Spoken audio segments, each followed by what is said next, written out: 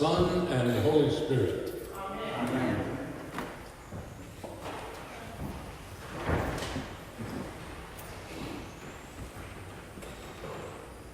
Today's gospel passages are a parable that illustrates Luke's emphasis on the importance of prayer. The story is only found in Luke's gospel and includes elements of humor to break the tension of the preceding difficult course where Jesus tells of his coming passion and the judgment to come. Now let's examine the parable. The two main characters are as different as night and day. The judge is an appointed official, in our terms, a bureaucrat, who holds authority over a local community. He is described as neither fearing God nor having any concern about what others think of him. On the other hand, the widow represents the most vulnerable members of the society of that time. Even though the Deuteronomic laws make clear provisions for the care of widows, orphans, and strangers, they are frequently ignored. The widow, however, is not a stereotype in need of protection. This is a woman of determination and of courage. Each day when the judge emerges from the courthouse, he is confronted by the widow who demands justice. The Greek word used can be translated to set things right or vindicated. At first, the judge refuses her pleas.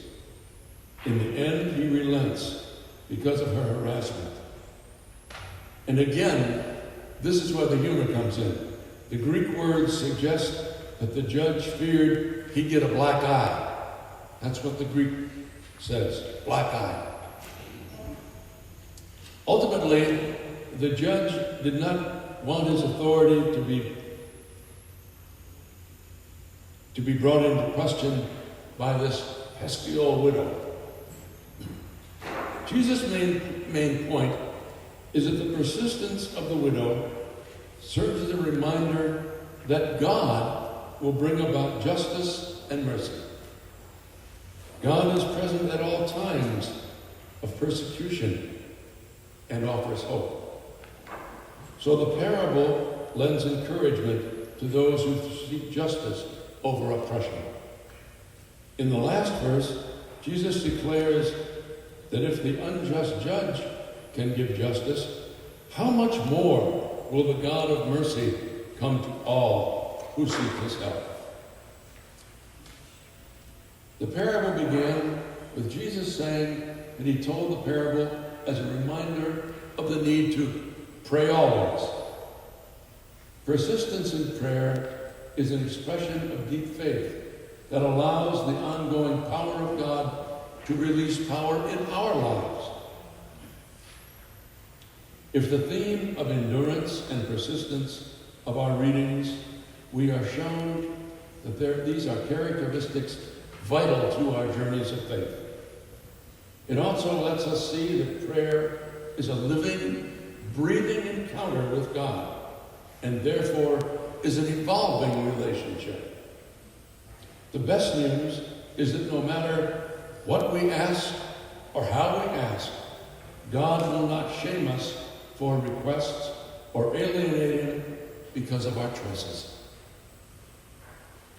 Author Thomas Keating says this: if modern communication can be overwhelming, wait until you encounter the number of ways of communicating that God can come up with.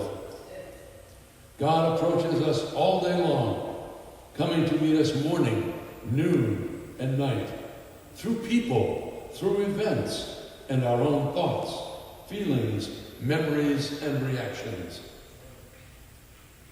Finally, we give in at some point and say, okay, take my life. I am in your hands. Prayer is not a transaction that somehow pleases God, but a transformation of the consciousness of the person doing the praying. Prayer becomes the awakening of an inner dialogue that from God's point of view has never stopped. This is why in 1 Thessalonians, St. Paul writes of praying always. Prayer is not changing God's mind about us or about anything else, but allowing God to change our mind about the reality that is right in front of us. In his book, Just This, Richard Rohr writes about prayer. When we put on a different mind, heaven takes care of itself. If we continually resort to verbal, wordy prayers, we remain stuck in our irrational minds and cannot experience any change in the unconscious mind. Prayer is sitting in silence until it quiets our mind and our heart.